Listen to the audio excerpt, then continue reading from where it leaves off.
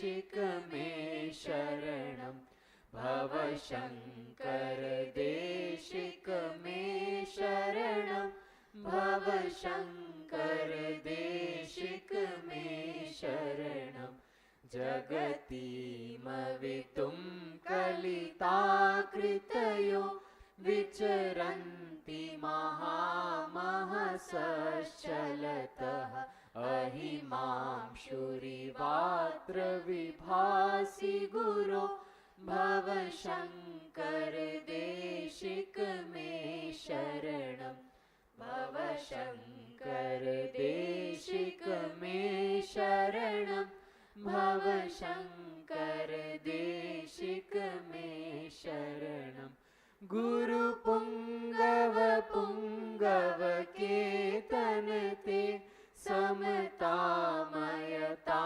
नहि कोऽपि सुधीः शरणागत वत्सल तत्त्वनिधे भव शंकर देशिक मे शरणं भव शंकर देशिक मे शरणं भव शंकर देशिक मे शरणं विदितानमया विशदैककला न च किञ्चन काञ्चनमस्ति गुरो द्रुतमेव विधेहि कृपां सहजां भव शंकर देशिक मे शरणं भव शंकर देशिक मे शरणं भव शंकर देशिक मे शरणं भव शंकर देशिक मे शरणं. We are all under the glories and the grace of Shankara. I would now like to very humbly call upon Chief Executive Officer of Acharya Shankara Sanskritik Ekta Nyas, Dr. Manish Kumar, to kindly please come forward and pay our pranams to Swami Mitranand Saraswati ji and felicitate Captain Praveen Chaturvedi ji amidst the applause of all of us present here.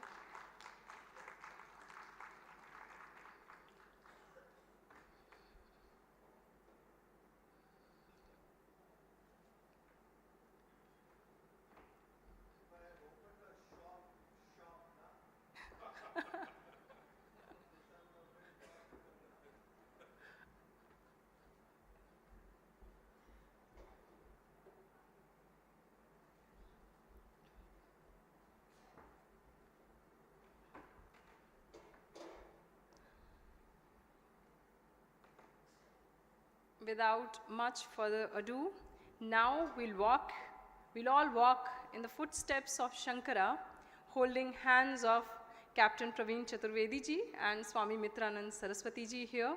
Thank you so much, Swami ji, and Praveen ji, the stage belongs to you now. Thank you so much. Thank you, Smriti. Hari Om. तो विषय की स्थापना हम हिंदी में करेंगे पहले, और हालांकि मैं तो बहुत प्रशंसक हूँ स्वामी मित्रानंद जी जो हिंदी बोलते हैं उसका, लेकिन स्वामी जी की जो मदर टंग है वो तमिल है, इसलिए मैं तो 4 शब्द नहीं बोल सकता तमिल का, लेकिन स्वामी जी बहुत अच्छी हिंदी बोलते हैं, लेकिन स्वामी जी इंग्लिश में आगे इस परिचर्चा को आगे बढ़ाएंगे।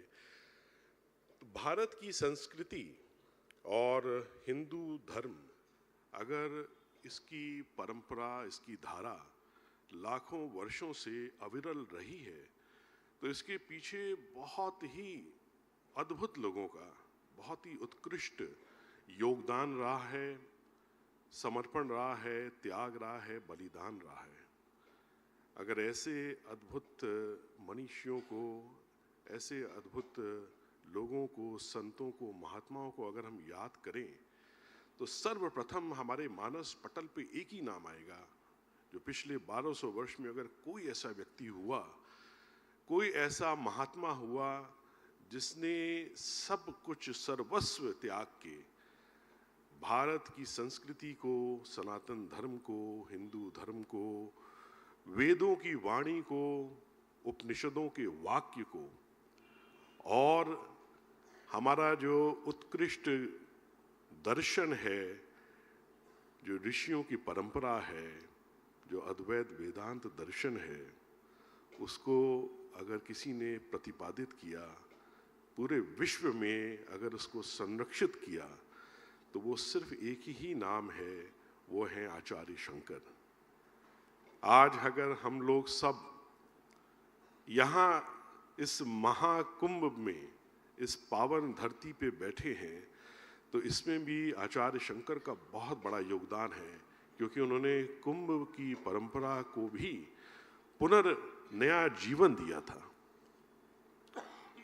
और सिर्फ कुंभ की परंपरा को नहीं, कुंभ में जो हमारे धर्माचार्य हैं, जो दशनामी सन्यास की परंपरा के जितने महात्मा हैं, जितने आचार्य हैं, अगर वो भी प्रतिनिधित्व कर रहे हैं सनातन धर्म का, तो वो भी सिर्फ आचार्य शंकर की वजह से, कि उन्होंने जो कार्य किया, उन्होंने जो योगदान किया, उन्होंने जो भाष्य लिखा, उन्होंने जो यात्राएं की अपने जीवन में, ये उसी का परिणाम है कि हमारा धर्म और हमारी संस्कृति वो संरक्षित हो सकी और उसकी धारा अविरल होके हम तक पहुंच सकी। और अब हमारा कर्तव्य है कि हम युवाओं को और आने वाली पीढ़ियों को इस संस्कृति की अविरल धारा से अभिसिंचित करें। ये हमारा कर्तव्य है, ये हमारा प्रधान धर्म है। इस दिशा में आज हम एक छोटा सा प्रयास करने के लिए बैठे हैं। एक बात और कहना चाहूँगा कि जिस प्रांगण में हम बैठे हैं, ये है एकात्म धाम। मुझे इतनी हर्ष की अनुभूति होती है, क्योंकि बचपन से मेरे मन में ये विचार रहता था कि इस देश में आचार्य शंकर की बात क्यों नहीं होती है। और मैं प्राच्यम जब मैंने शुरू किया, तो एक छोटी सी हमने एक फिल्म बनाई थी आचार्य शंकर के ऊपर, जिसमें उसको संगीतबद्ध किया था हमारी श्रीमती जी ने। तो मेरे मन में बहुत तीव्र इच्छा रहती थी। और जब मुझे सौभाग्य प्राप्त हुआ, जब मुझे मालूम चला एकात्म धाम से जुड़ने का, जब मनीष जी ने हमें कॉल करके उन्होंने आह्वान किया कि हम आएं और इसमें जुड़ें साथ में, तो मुझे इतने हर्ष की अनुभूति हुई। मुझे लगा कि वाह, हमें लगता है, अब मुझे पूर्ण विश्वास है कि हमारी संस्कृति की पुनर्संस्थापना, एक उसको नया जीवन अवश्य अब मिलेगा, क्योंकि एकात्म धाम जैसा प्रयास अब भारत की भूमि में शुरू हो गया, जो एक बहुत बड़ा स्वरूप ले रहा है और जिसके प्रांगण में आज हम बैठे हैं। और मैं जब एक बात और कहूँगा, हालांकि हमेशा मुझे ये कहने से रोका जाता है, लेकिन आज आपस के लोग बैठे हैं, कि मैं जब भी, मैंने मनीष जी को बहुत करीब से मैंने उनके साथ काम किया है, देखा है, हम लोगों ने घंटों आपस में बातचीत की है, चर्चाएं की हैं। वो सिर्फ आचार्य शंकर की बात करते हैं। उनका जब मैं त्याग और समर्पण देखता हूँ, तो मैं इतना मेस्मराइज्ड हो जाता हूँ। मुझे लगता है कि आचार्य शंकर ने इनको स्वयं भेजा है इस काल में, इस युग में, कि वो पुनः भारत की अक्षुण्ण परंपरा को, संस्कृति को, सनातन धर्म को, अद्वैत वेदांत दर्शन को और आचार्य शंकर के तमाम कार्य को पुनः संस्थापित करें इस काल में, इस युग में, और युवाओं के बीच और आने वाली पीढ़ियों के बीच। तो इसके लिए हम बहुत साधुवाद देते हैं मनीष जी को। अब आज का जो विषय है वो ये है कि कैसा जीवन रहा आचार्य शंकर का, और उस अद्भुत उत्कृष्ट जीवन में उन्होंने कितनी यात्राएं की, कैसी कैसी यात्राएं की, क्या रहा होगा उनके मन में। एक 8 वर्ष की आयु से ही उन्होंने यात्रा शुरू कर दी।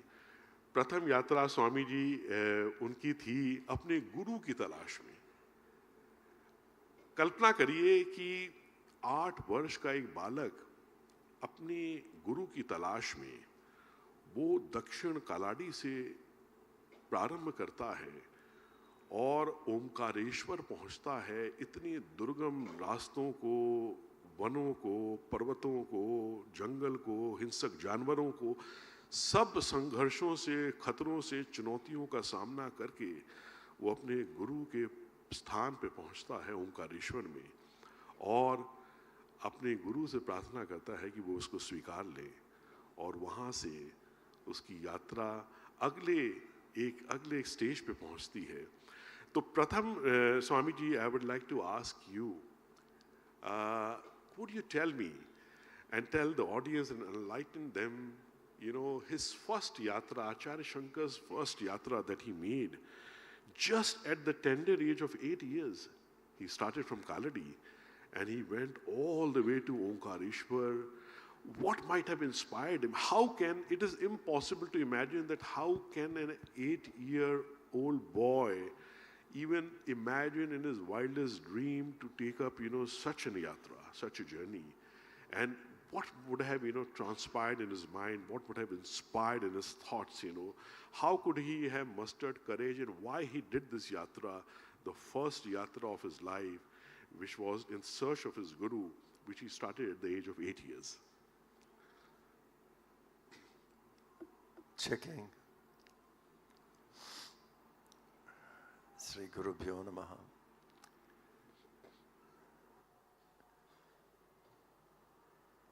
From here, Sangam is 5 to 6 kilometers.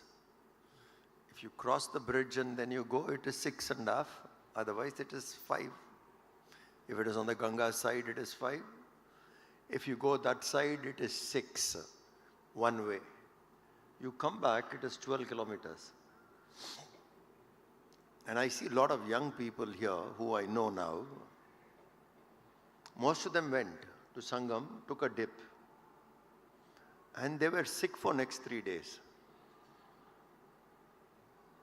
Nothing could be done. What are you? Voice gone. Fever. 12 kilometers walk and 1 dip. Fragile. You have to put stickers. Next time you bring that sticker, I am fragile. We'll stick that, everybody. 1 bath and you fall sick.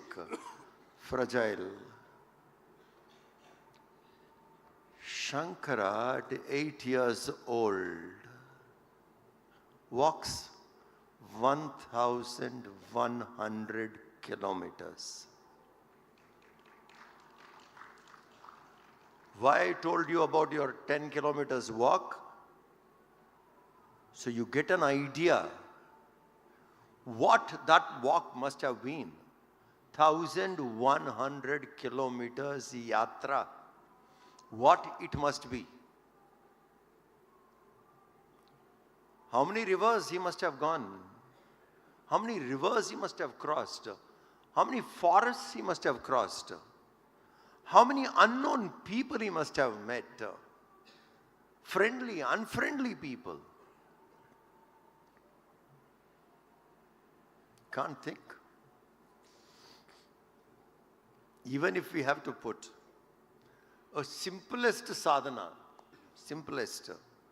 From here, walk back home. No transport, no rail, no flight, walk back home. How many Shankar Doots can do that? Manish, note down. We will send them by walk. Note down. Few hands went up. They'll walk back home. Right.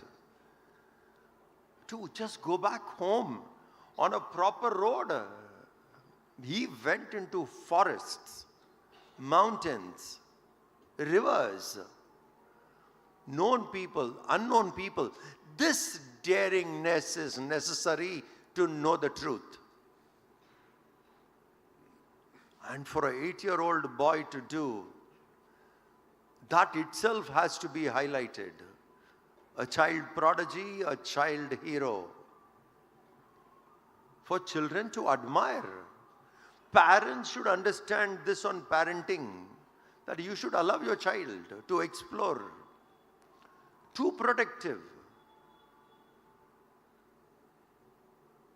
To which level we are protective? If your child climbs up a window in your house, hey, you will fall, be careful. For a window, you will fall, be careful. By mistake, if your child climbs a tree, how many of you have such experience climbing a tree? You see that? It was a joy when we were young. We used to go climb a tree, sit on it for a while, play, come back. Today, the boy, 8-year-old, going out, exploring the world, wanting to meet somebody who will guide him, his intuition took him in that direction. He was not sure. Nobody told him. If you go to Omkareshwar, you will find a guru. Nobody told him. He somehow managed to get permission from his mother. And once he found his way that he can take, and she granted him permission to go into sannyas, the boy walks out. Walks all the way. No idea where you're heading to, no idea where your next meal would come from. No idea. Where you're going to shelter, sleep that night, no idea. No idea. Go. Explore. In that direction when he walked, must be very deep, intuitive, gut feeling. I'll find my teacher here. I'll find my teacher here. And then he heard en route people talking about Govinda Pada, and he understood this should be my guru. Walked on the banks of Narmada. He meets his guru. But this is one of the most important yatra. And that too, when you leave things behind and you go, it is not easy. You have left things, you're not going to come back. So certain things in your life is over, it's end. Shankara was very clear that the home he grew up is over for him. The friends and his village is over. And the most loved mother is over. Though he met her once in the end because she requested him and he gave his word to her, but that relationship is over.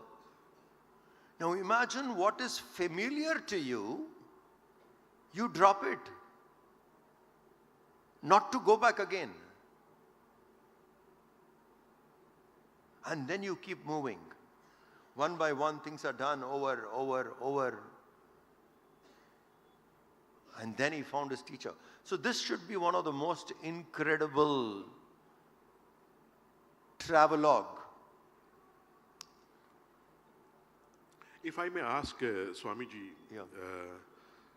Because you also have gone through the same experience, I'm just asking what it feels like, when you are leaving everything behind and you know that you're not going to come back. These things, this part of the life is over now. And, you're burning all the bridges behind and you're moving forward, just following your gut feeling or the gut instinct or, the divine inspiration. And, in your words, you were also, going to meet your guru and surrender yourself to him. So just, what is the feeling, that you experience? These are two extremely different, cannot even be compared. Okay. I was 23 when I did, and I know where I am heading. The destination is known to me and the teacher is already known. It cannot be compared. Of course, yeah, leaving things behind. Just that part. That part of it is, only that yes. part. When you drive down, you come out of the road corner, you turn back and look at your house saying, oh yeah, this is over. I'm not going to come back here. Then you come down and the restaurant you sit and eat, the tea stall you pass through and you take a look at it and saying, done, finished. And then you pass through the familiar routes till you hit the highway. And I was on a bike when I left the house. So for me it was like Chennai to Mumbai, I was on the motorcycle. But the intensity was like, this is over. For an 8-year-old to walk, how much of memories of his childhood would have been there with him? His mom, his dad, his friends, the Gurukul he studied, and the child is moving away. A very daring attempt for an 8-year-old to do that. So that's a very important travel aspect. And now I would like to look at travel little more, and then we'll come back to Shankara. Tirtha Yatra in Bharat is a very ancient subject. It is not today. It's not from Shankara's time. It was there even before Shankara. But Shankara had a role in renovating them once again. Tirtha Yatra plays a very vital role in our culture. Ramayana, if you read, when Ram got to know that Sita is pregnant, he has to send a message. His mother Kausalya was on a Tirtha Yatra. So from Ramayana time, before Ramayana time, we were familiar with Tirtha Yatra. Tirtha Yatra is a travel in search of God. A Tirtha Yatri is someone who is on a quest. On a quest, you go in search of God. And so it's a been old one. That means a Tirtha Yatri, which you and I is a Yatri actually, traveler. A Tirtha Yatri is someone who is willing to explore. You must have that spirit of adventure. To go beyond the known and venture into unknowns. It's the unknown areas you should go. Known area, we know it already, going there is safe, secured. Venture into the unknown. We in Bharat did this for thousands of years. This Tirtha Yatra has helped our economy in the past and even now in the present. This travel only made us go venture into high seas. There was a time, because the Indians by nature, because of this Tirtha Yatra culture, were ready to explore new lands, were ready to explore new places. And since it has to be on ship, they took it up ship. We were the first to use ships across the high seas. And that brought in business. That brought in gold. India did not have much gold. Gold mines in India are less. Gold were brought in. Dhananjaya, Arjuna's another name. Dhananjaya, conquer wealth and bring it. All this happened through Tirtha Yatra, and these Tirtha Kshetras were forgotten.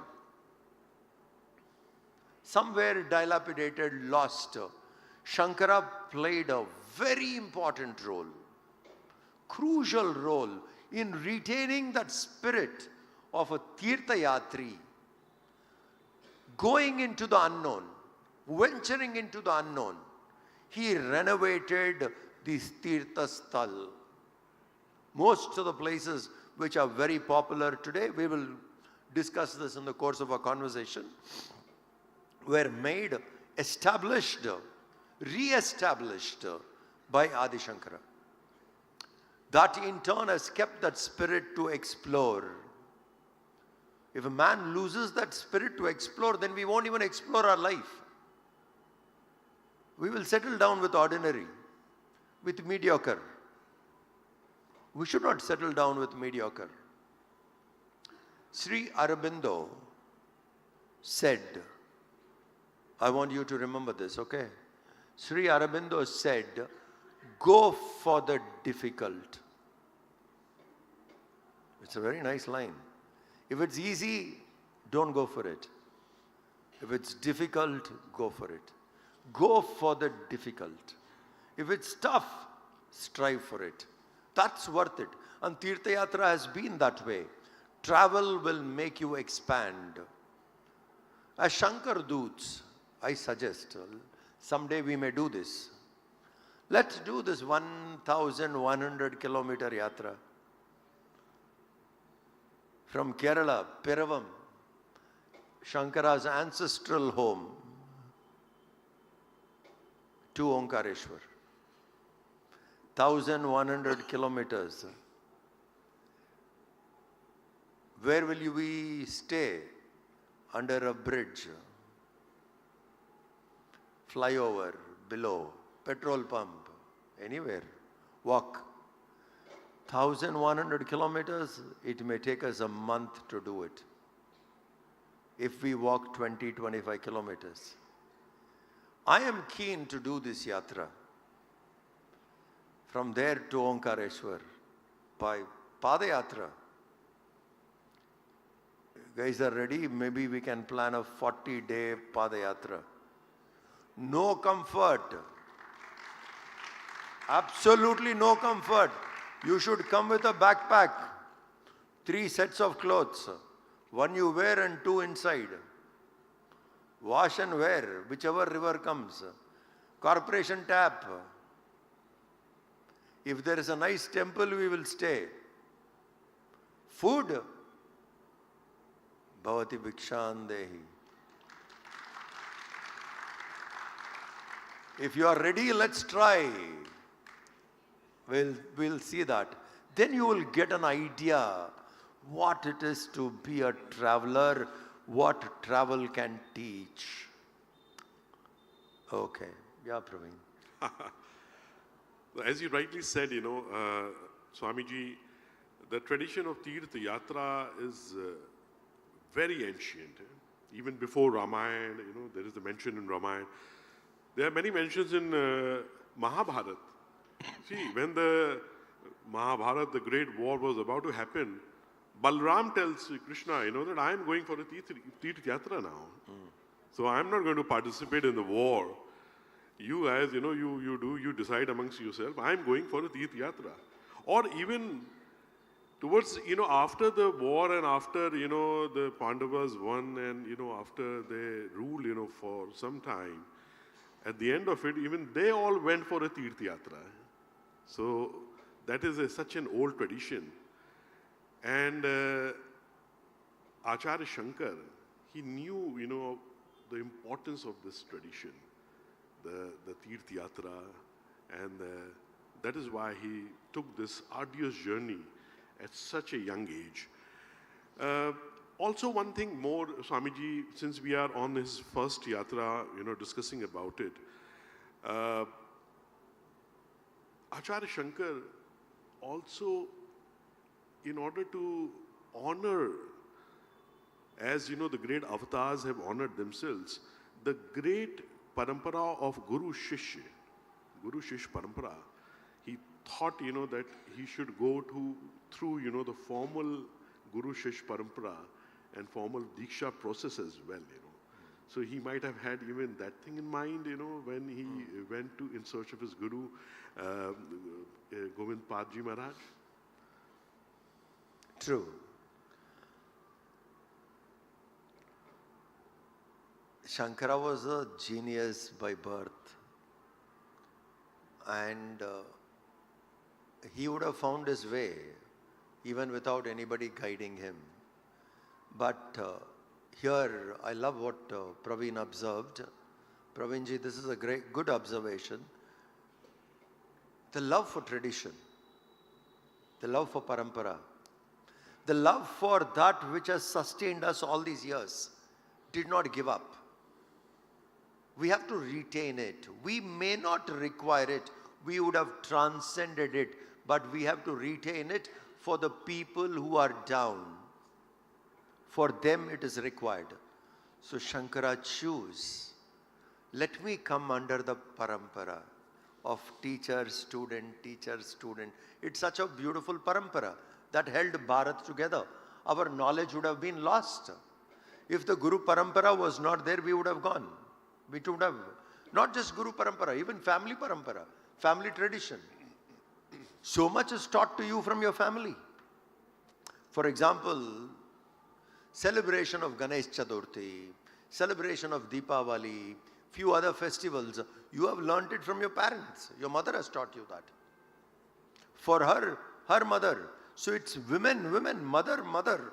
That's how this knowledge has come down at the family side. And outside it was between teacher, student, it has come. So these two paramparas has kept Bharat together, has protected our culture, has saved our culture. So Shankara, obviously a lover of culture, lover of Sanatan Dharma, his job was to renovate, make sure it comes back to its own glory. So he would have preferred to go through this. I tell you another example which is very close to it. My Guru's Guru, Gurudev Swami Chinmayananji's Guru, Parama Guru Swami Tapovan Maharaj, he is also from Kerala. He came to Omkareshwar, not many people may know. He came to Omkareshwar, went to river Narmada, took a dip, came out saying, I am now sannyas. Oh. Yeah. On Narmada river, Tapovan Maharaj went, took a dip and he came out. Swayam. Just like Adi Shankara did when he was a child. And Tapovan Maharaj did that as a youth in Omkareshwar. And then he went up to Himalayas.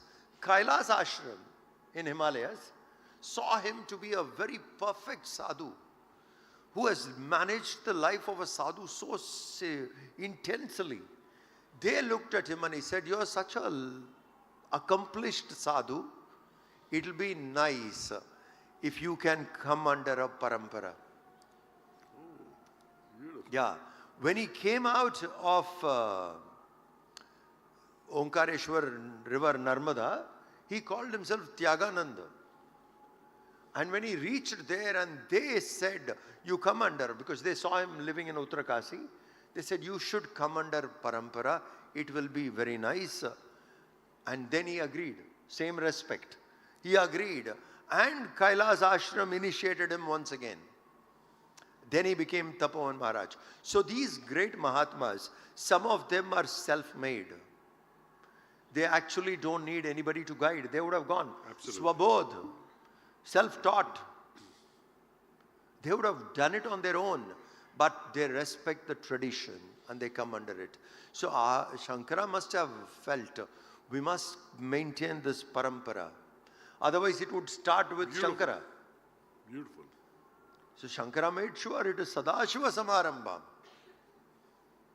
That there is a teacher, Govinda Pad's teacher is Gaudapad, it goes on.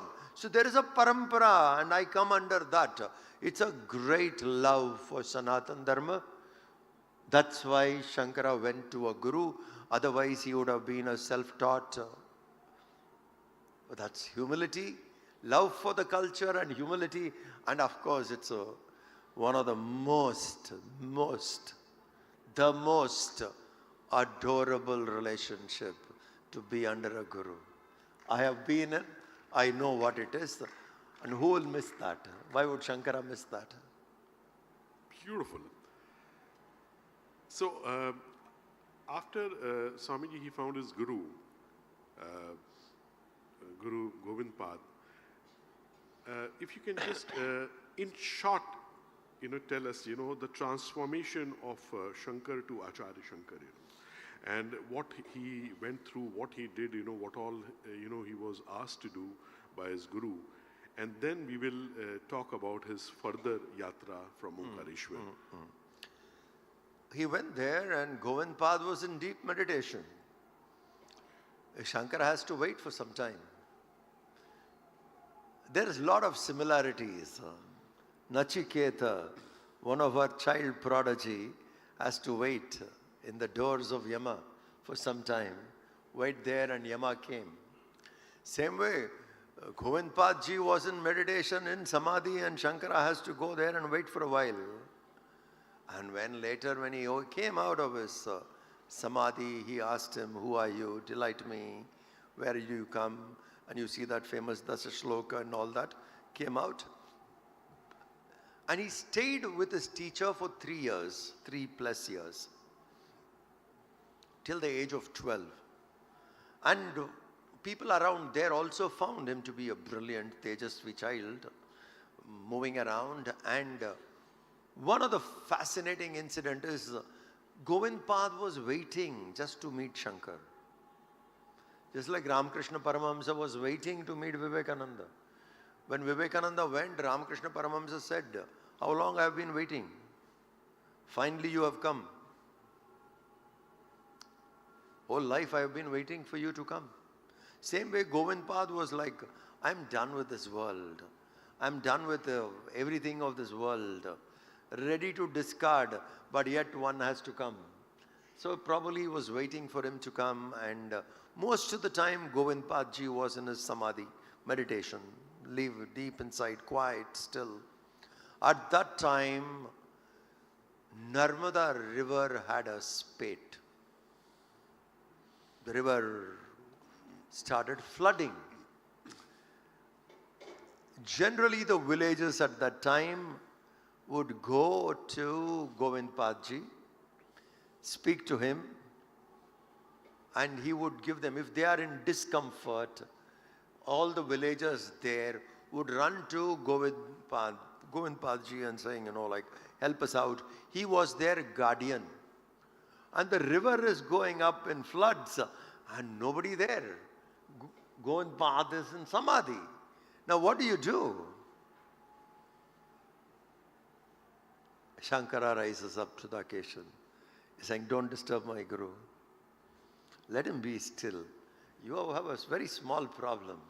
That Narmada is flowing, I'll manage. Why go to my teacher? Why he is in his samadhi? Why wake him up unnecessarily from it? Let him be there. I'll take care of this little stuff. And then he managed to get the floods under control.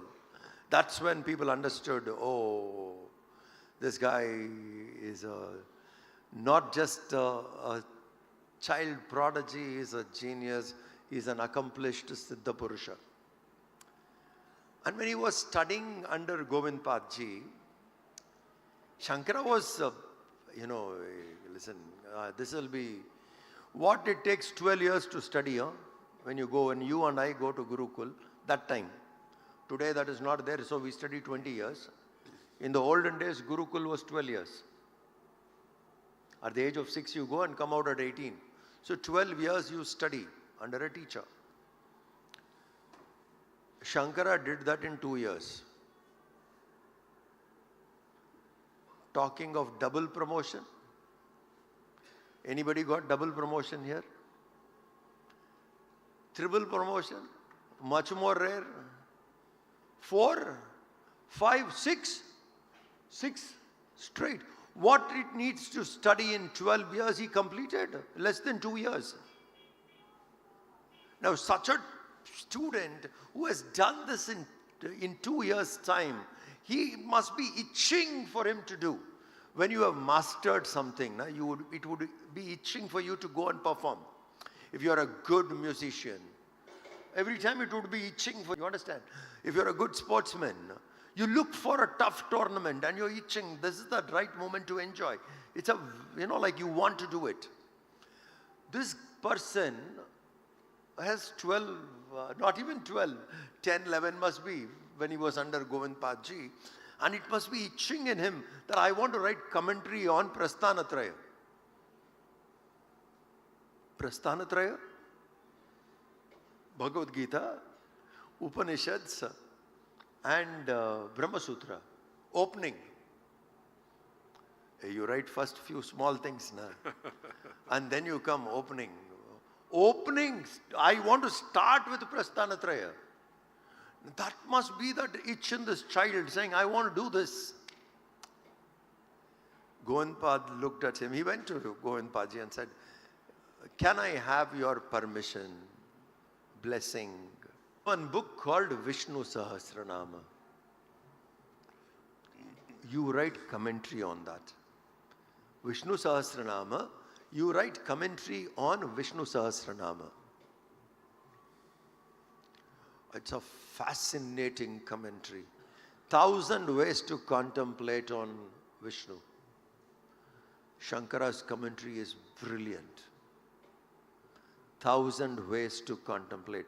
That was Shankara's first work, that way. He wrote commentary for Vishnu Sahasranam and gave it to his guru. Govinda Pada was spellbound reading it. He saw, he said, each name can have such depth. And this child could interpret each name and give one way to reach God. Look at the culture. Vishnu Sahasranam, Lalita Sahasranam, Shiva Sahasranam. How many? Each 1,000 ways to reach. When he wrote commentary on it, Govinda Pada was thrilled. And then he tells Shankara, you have my permission to write commentaries on whatever you wish. To a child, not even a teenager at that time. You have my permission to write commentaries on whatever you wish. Just make sure they are preserved. That work what Govinda Pada said, we are still trying to do, isn't it? Preserve Shankara's work. Whatever work he has done, he said, make sure it is preserved. That was the beauty of his commentary on a thing. And then Govinda Pada knew that the time has come for Shankara to venture further. So he says, yeah, you can write.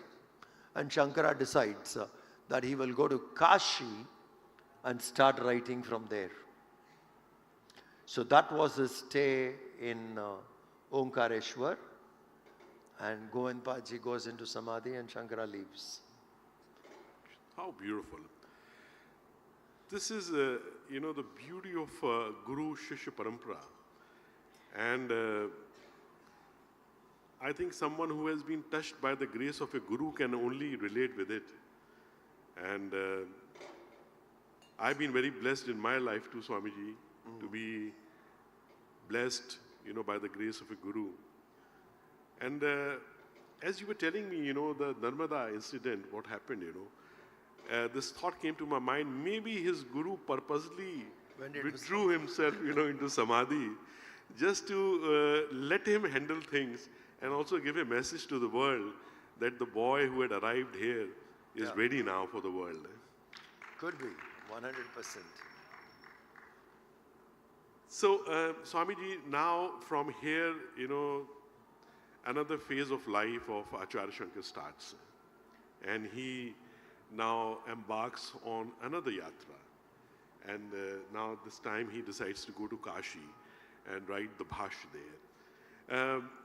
Can you now take, us further, what all, he did during his further yatra? This kind of a travel is called Parivrajaka. That you don't hold on to anything, you don't stay in a place more than what is required, you keep moving from one place to another.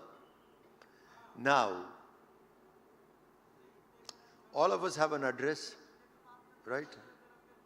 You have an address, correct? If I have to contact you. So you'll say, I belong here, I belong there. Everyone has an address.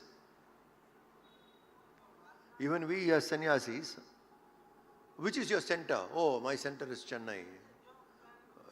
Everyone has some place. You may travel 20 days in a week, in a month, 25 days in a month, but then you go back to a center. Parivrajaka is not like that. So what is Shankara's address? You get the point what I'm trying to tell you. What is his address? Where does he belong? He left home, then came to Omkareshwar, studied there for a while, then he moved. From there onwards, where does Shankara belong? To whom does Shankara belong? Which place he can claim, this is my place, I stay here. This is my address. Parivrajaka's don't have address. First, let that sink in. What it must be to move around without an address, without a place where you call, this is my home, I come back here, no home. Shankara did not have a home nor an address. Now, if you don't have a home or an address, you don't belong to anything, what do you get attached to? Nothing. So any place he goes, he'll be there till the required time. If he's writing a book or meeting a people, for a specific time he will stay there and then move out. That too, if it is a city, he doesn't enter the city. He stays outside. People come to meet. So Shankara, you should understand, did not have a house. Aniketaha stiramatihi. Bhagavad Gita chapter 12. Aniketaha, one who did not have any home. Shankara did not have a home. He established a mutt for the work to continue. Sringeri mutt, Joshi mutt, like that he established few mutts. For the work to continue, not that he went and stayed there. He was still on the move. So first qualification we need to understand. We are talking about a person who did not have an address, who did not have a place to call his own home. For him, the world was his home. Wherever he went, he was. So when you move around, he is least attached to anything. So one of the finest qualities of a traveler is not attached. You keep traveling, you keep traveling. So Parivrajaka, life of Shankara, had no address, no home, no center where he can say, I belong here. Moved. Temple to temple, lake, mountains, rivers. He finds this nice, let's stay here for a few days. This is the kind of travel mind he had. So from Omkareshwar, when he walked, he was 11, 12 years old, and he reached Kashi. Kashi, he didn't go into the city. By then his name became quite popular. Little known that there is a Bala Sannyasi who almost controlled river Narmada. Listen to him. So his word went around that he is a powerful thinker, writes so well, the word went around. The king of Kashi invited him. Come stay with us. Shankara said, no, my place will be at the banks of Ganga, near Manikarnika Ghat. I'll stay there, I'm not going anywhere. Palaces, no, I'm comfortable. How much he must have conquered that body. I am not the body. Body can stay wherever it wants. Like if you have a two-wheeler or a four-wheeler, you use it as an instrument and you don't mind keeping it anywhere, isn't it? Not necessary it has to be in a palace. You can keep it anywhere because it's a vehicle. For him, the body was a vehicle. It will be on the roadside, in the temple area. I am not coming to the palace. He stayed there. In Kashi, he lived there, and that's where he met Padmapada. Sadanand became Padmapada later. He met his disciple there. First one came and joined him there. And he started writing his commentaries there. Yeah. Very well said. Swamiji, Acharya Shankara was called Maha Parivrajaka. And as he said, he started this great tradition of Parivrajana, which has inspired, hundreds and thousands of Swamis, in his Parampara. I'm reminded of one small anecdote and which I would like to just state here. In his Parampara and deeply inspired by him was Swami Ram Tirth. Vivekananda's contemporary? Yeah. And he traveled, he decided to travel, again, inspired, following his inspirations and gut instinct, he went to US. And when the ship was about to dock, in New York, before that, he met a gentleman on board who asked him that, who are you and, why you've come here. He told him that I'm such and such, and said, do you have any friend here in New York? He said, yes, I have a friend. So the gentleman asked Swami Ramti that, who is that friend with whom you stay? He said, you are my friend, And this guy was so impressed, that he took him along. So the great tradition of Parivrajaka has inspired, I think, generations. And even today, Swamiji, the parampara of Parivrajaka is followed, by the Swamis, by the Math, by the Jagat Gurus, by the Shankaracharyas. And I think it has really inspired, it was all inspired by Acharya Shankara. So Swamiji, from Kashi, can you enlighten us about his Digvijay Yatra? What was the purpose? What was the intention? What was the inspiration? What was his objective? And what eventually was the contribution of his Digvijay Yatras to this great country, to our great Dharma, to this great Sanskriti, and to this great civilization? Digvijay Yatra happened later. From Kashi, he has still not built his team. First disciple came there, and he had the most fascinating encounter with the Chandal. Manisha Panchakam, you guys have heard. After that incident, the guidance of Shiva, Shankara started heading towards the Himalayas. So from there he moved towards Mathura, and then he moved further up to Haridwar, stayed there a few days. Few people started following him, and then he was staying in Rishikesh for some time. And further up in Rishikesh, in Devaprayag, Shankara renovated the Ram temple which is there today, Raghunath temple. Today also, if you go there, it is there. That temple was in shambles, puja not properly performed, neglected, ignored, and that needs a kind of renovation, and Shankara did that. For us, sometimes it is difficult to imagine why a temple would be neglected. You have to come and stay in Tamil Nadu to understand that. In Tamil Nadu also, how many temples are ignored? You're right. Neglected. Why? The ruling authorities don't bother.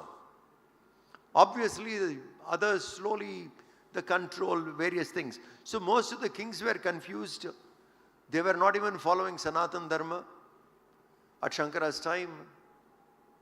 When they were all confused that way, our temples were the worst, neglected at that time.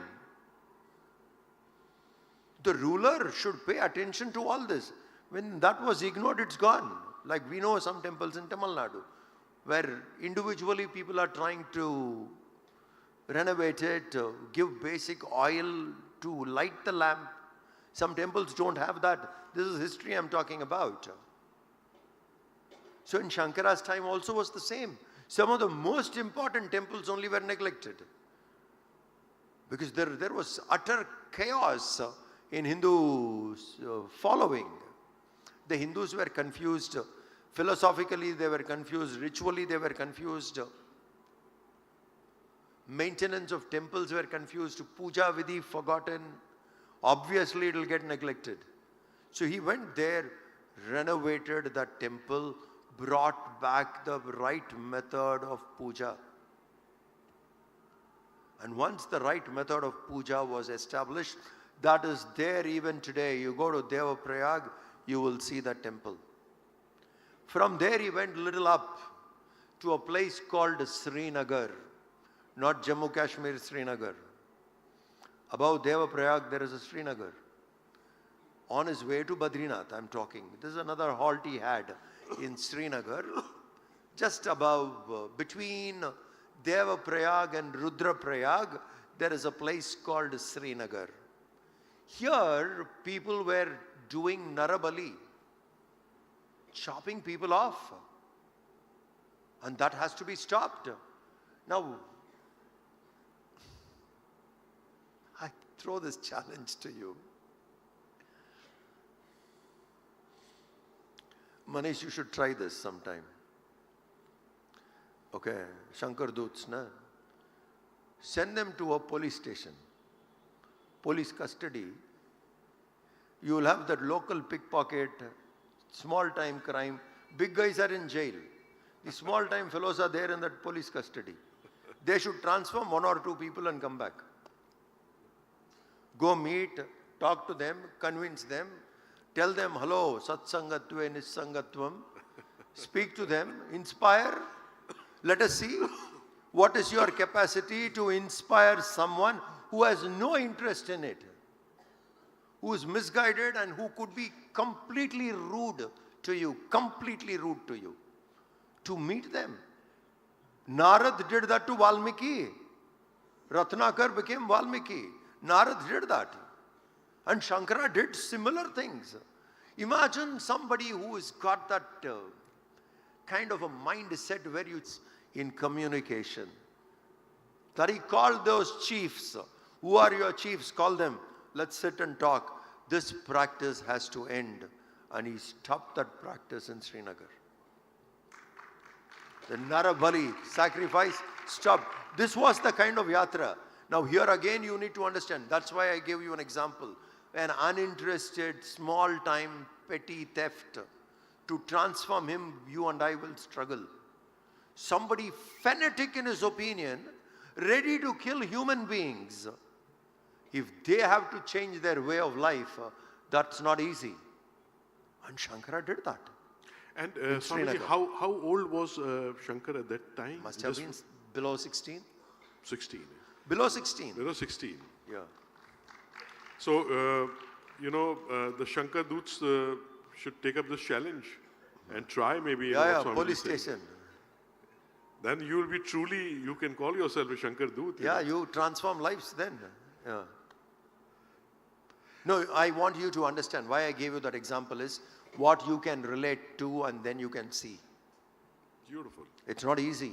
To go and transform people is not easy. And that too if someone is violent to the extent of chopping human heads. To tell him you are wrong.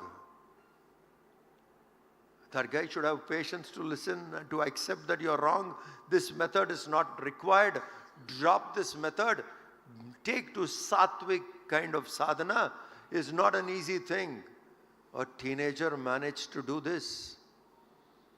From Srinagar he goes further to Rudraprayag and then he reaches Badrinath. Look at the beauty of this yatra.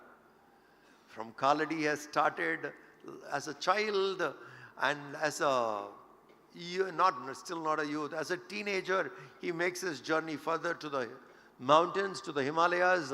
He reaches Badrinath. When Shankara reaches Badrinath, again a temple neglected, ignored, destroyed, dilapidated. And even Murti is not there. Vigraha gone. Murti is not there. They kept a saligram and they were worshipping a saligram. So Shankara made an inquiry, where is it? What happened? We said, we do not know. Few decades ago, 20, 30 or 40, 50 years back, people were constantly attacking our temples and all that. One such time when they came to attack, our ancestors at that time, 50, 60 years ago, took that murti and they went and hid it somewhere in the river, Alkananda. We are not able to spot where it is now. That information was not transferred to us. We do not know the location. This is one of the biggest setbacks we have in Bharat. In management, this is called institutional memory. Institutional memory. We don't record what happens. So when one person is heading it, every information is in his head. After him, all the information is not disseminated. It is not conveyed fully. So this is institutional memory. So one group who was taking care in the second group, they lost the information where the idol was dropped. Now imagine Badrinath, one corner of Bharat, strategically extremely important, geographically, strategically, for Bharat, that's a very crucial place. Saligram is being worshipped, idol is not there. Why? They dropped it and we don't know where it is. Shankara sits quietly in that place, stills himself down, still. Must be travel back in time. Stills himself, goes back somewhere quiet, and then he opens up after some time and he says, let's go. Let's go. And the group of people come with him. He goes, he jumps into Narad Kund in Alkananda. Narad Kund. He goes, and he's not coming out. You must know Shankara was a very good swimmer. Even with crocodile he could manage.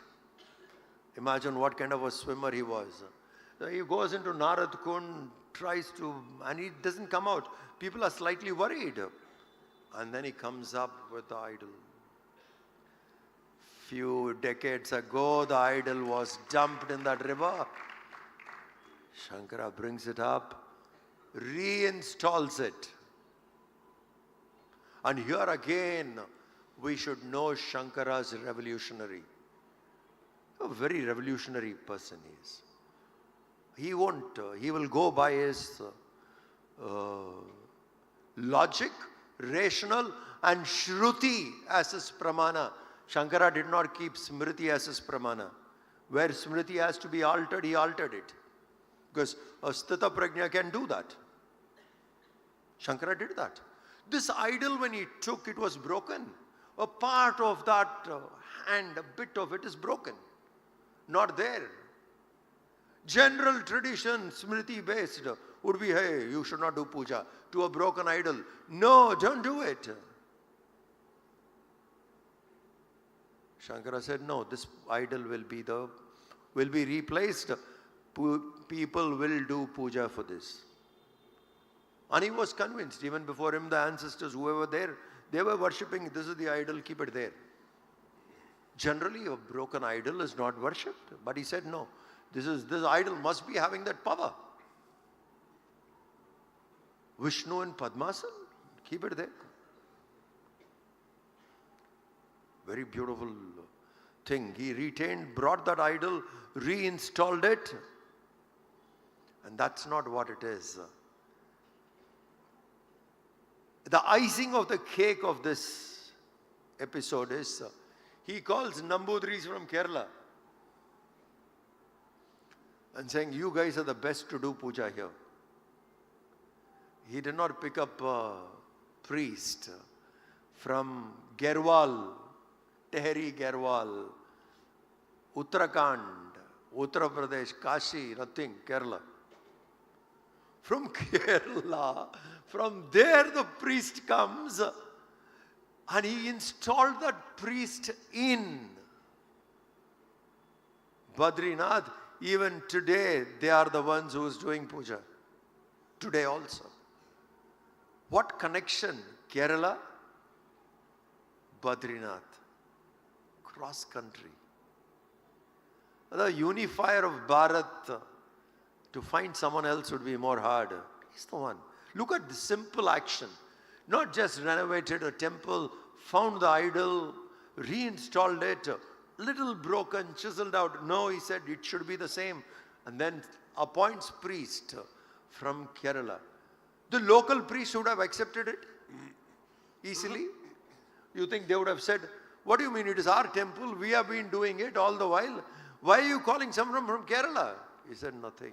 Now that was his position. That was the command. That was the respect he had. Everybody there agreed. Yes, if Shankara says, we will obey. So the priest from Kerala came, settled, and that puja goes till today.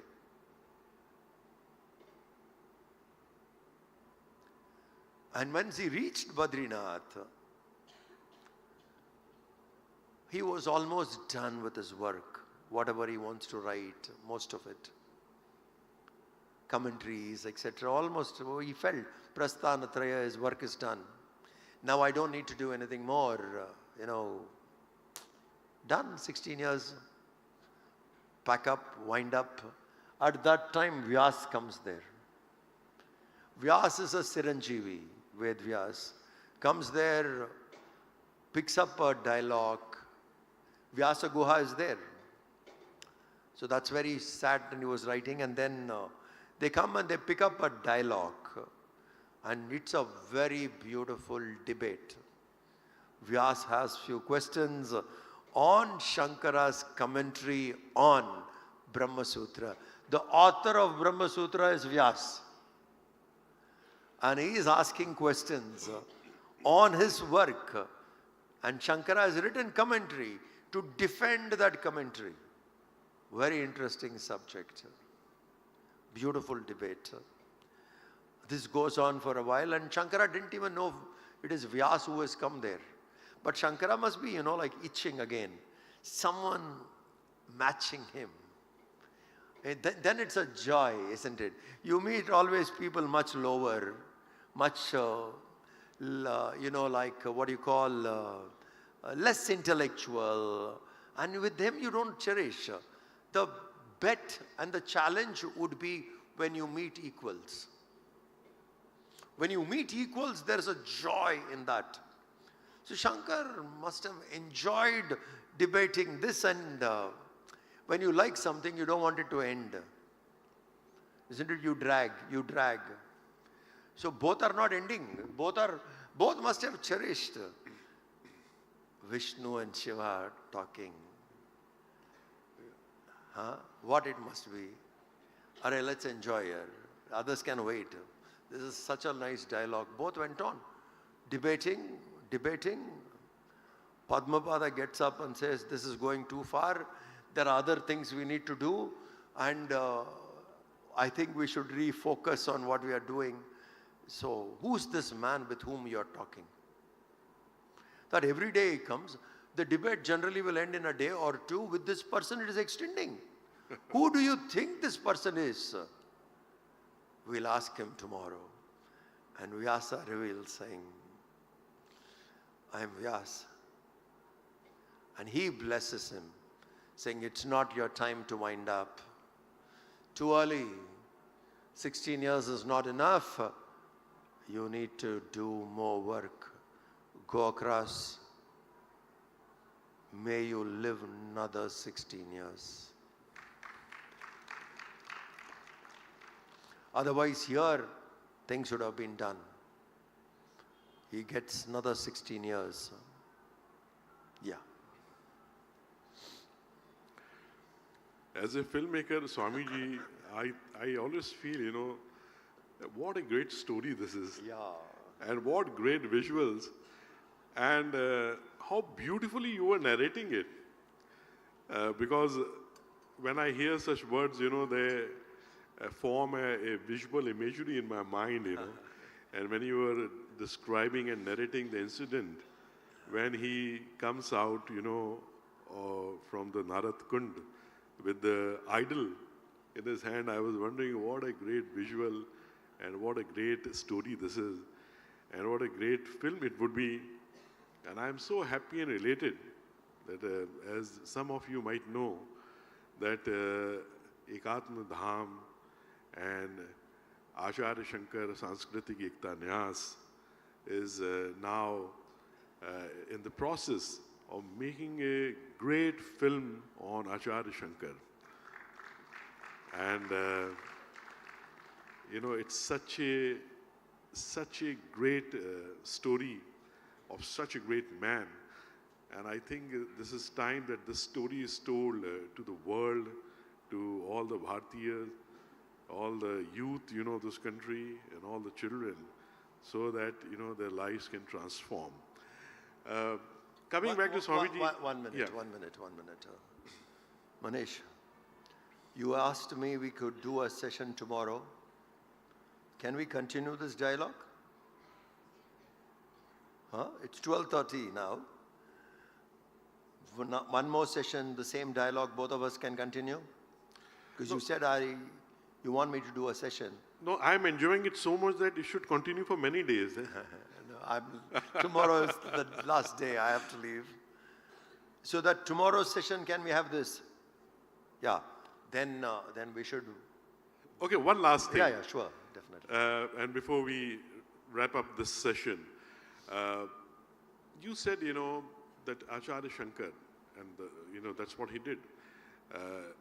He called, the priest, from Kerala, the Nambudris.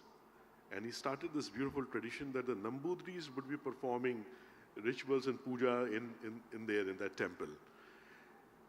What made him, do this? What was the thought, behind this? Was he trying to, unite or tie up, the country, with this invisible thread? Uttishta Bharata. Uttishta Bharata. We are one. We are Beautiful. Bharat. We are one. Whether you are from Kerala or from anywhere, have it. See, the priests from Maharashtra are the priests Shankara established in Rameshwaram. It's not the Rameshwaram guys doing puja there. The priests from Maharashtra are doing puja in Rameshwaram. So he had this idea and a very different leadership, management, visionary, and very intelligent to put different people. Very nice. It's very important to, look back and think, that what would have, gone through his mind. Because everything that he did had a great purpose.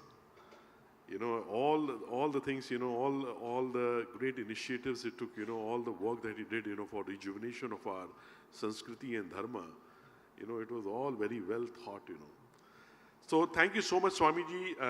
I think the Yatra and the Yatra of explaining the Yatra of Acharya Shankara is going to continue further tomorrow. Thank you for enlightening us. Thank you so much for your time. And thank you, Ekatma Dham, and this great initiative to make us, part of this. We have thoroughly enjoyed it ourselves. Thank you so much. Hari Om. What time tomorrow? 11 a.m. again. Clear, 11 a.m. Palki? We'll do it in the evening, probably. So our program is 11 a.m. Right, thank you. Thank you. Thank you very much. Swamiji, we are eternally grateful to you. And all of us here were actually smiling, crying, walking into the footsteps of Shankara. And with that, I would just say my thanks to you for holding our hands, being the eyes, and Praveenji being the voice, the narration of this entire journey. And as you clearly said that Shankara is Maha Parivrajaka, not even Parivrajak, Maha Parivrajak. So how can his story be finished in one session? So we'll need another session tomorrow. We'll gather at 11 again and continue and look at the next chapter of this story. Thank you very much. We'll all move for Annapurna and then have our bhojan there and then meet again. Thanks. 11 means 11, not 11.11, which we started today. And don't forget the challenge which has been put by Swamiji to Shankar Doots, We are going to make it happen. Thank you all. Hari Om.